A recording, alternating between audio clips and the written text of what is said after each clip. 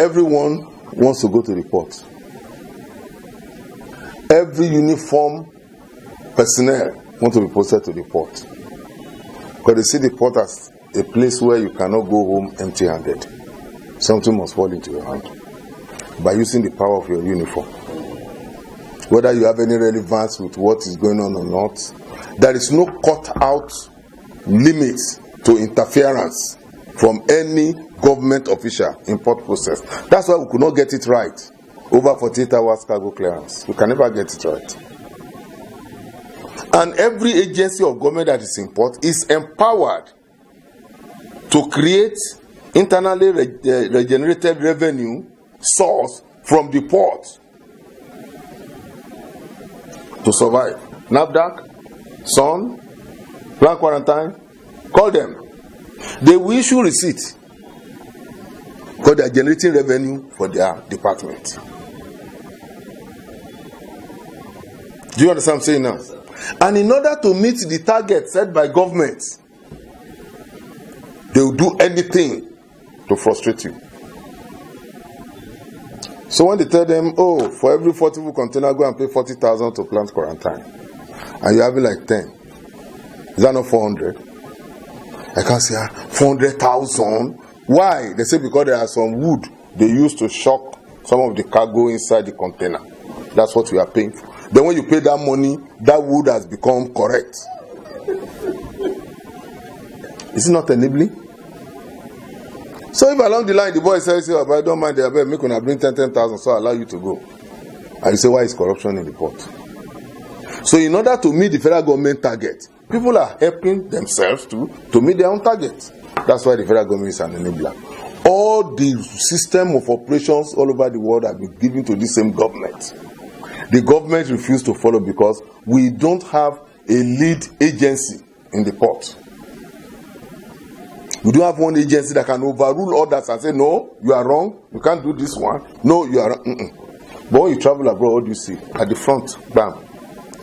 That person is responsible for everything every other person wants. When they want Plant Quarantine, they will alert, then they wait for you. If they open your bag, they see something, they know if it's drug. They call the drug people. They're in the office. But this one is frontline. Everybody must look into the container. And they pay people to help them look into your container so that they can waylay you on the road. So the whole system is so rubbish that even importers that are compliant are not encouraged to be compliant. That's why the federal government is an enabler. Federal government set up a presidential committee on port reform. I was a member. We came out with 5 smart steps to cargo clearance. No, it's something they deliver to the government now. Don't tell me about that one I will remember. We articulated them. If that thing had worked, part of it is this pre-arrival assessment that custom is doing.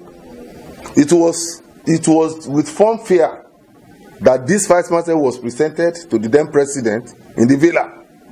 And Okonjo said 7 years thereafter, this committee must see it through. Go and ask her. She will tell you. But corruption will not allow.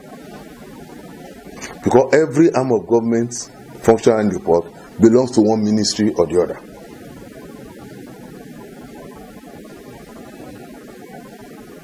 So, do you need interministerial office? Because customs cannot give instruction to NAFDAC person. NAFDAC person cannot give instruction to Plant Quarantine. The army cannot give instruction to customs because they are headed by different ministers. How will things work now? You tell me, how will it work? Auto Police made nonsense of the proposal we gave to government. It wasn't done properly. You know what I mean by properly? It's the same thing with Auto Police. People are telling you we are going to do made in Nigeria car. Why deceive us that it's made in Nigeria? Why don't you say they want to come and do assembly in Nigeria? And how many employees do an assembly plant that use robots will employ instead of manufacturing? We told government. We were called bad names. Honda Place deceived that they have land in Lekpe. They are going to mount where Honda cars will come out till today. That is 1999. Till today, nothing like that. There is no way you do what they call lopsided, advantage for people. These people are coming here to assemble the cars. Fine. The parts for the assembly of the cars are manufactured elsewhere in another economy. People are having job. They now bring those spare parts, those parts at 5%. You say because it's CKD, completely knocked down. So you need to do more job because each part of a vehicle is not less than 20 pieces that makes up a car. Sorry, 2,000 pieces that makes up a car.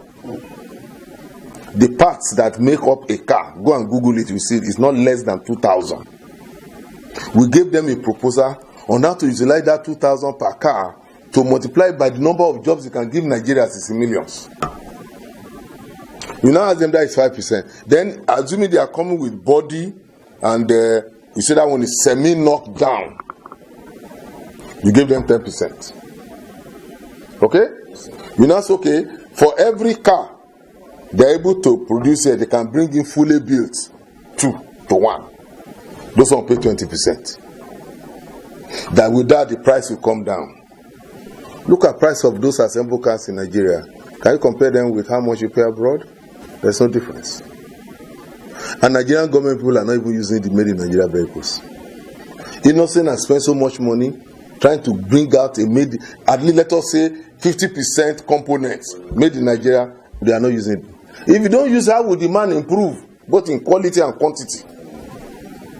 Our association came up and told the government during one of our presentation at the auto policy that what you need to do is, there are 2,000 parts in a car.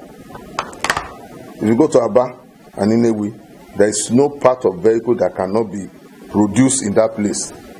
It might not be very smooth, but they must give you something that works. Allow Ministry of Trade and Investment go and look for the sources of the manufacturing of those individual parts. And let Nigerians invest with the aid of soft loan to bring in the machinery for producing one of those parts. And let us have 2 or 3 different companies producing one part. So there will be competition, there will be, there will be supplies, so that you don't have a dead end. Because all the parts of a car are not manufactured in one place. That's why we are talking about 2,000 companies that will employ people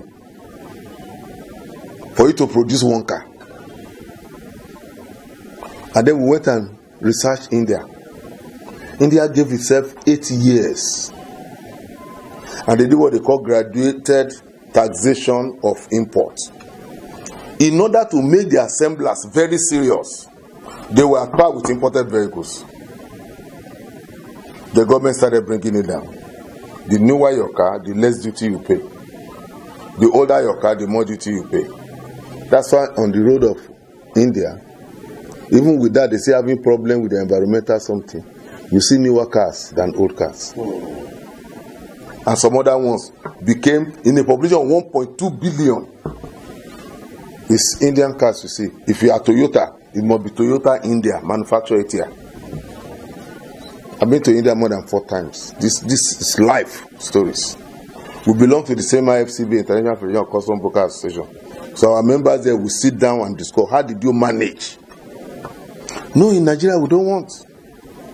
They not told you bring a brand new car from abroad, you are paying 70% of a benchmark value.